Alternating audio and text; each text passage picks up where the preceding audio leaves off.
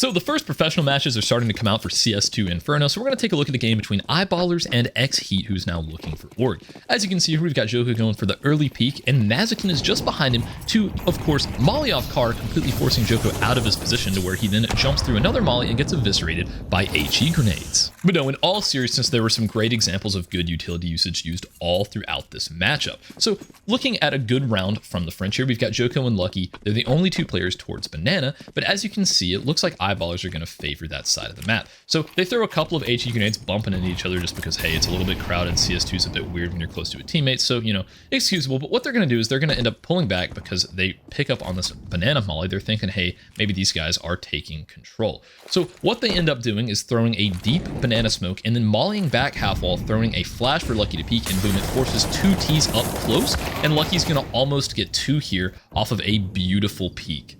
And it's worth mentioning that instead of just immediately peeking out and trying to go for a multi-frag, Joko tucks up into dark, waits for a flash for his teammate, but unfortunately it full blinds him because it's CS2 and no one knows where to throw everything yet. But Joko still stays tucked, waits for his teammates, he waits, and then immediately gets two frags right here, tucks back up, tries to buy a little bit of time until Haji comes in to save the day. That is the best way if you're the last player on B. You want to just buy as much time as possible so that, hey, you can have a teammate get into the fight and help you out in order to win the round.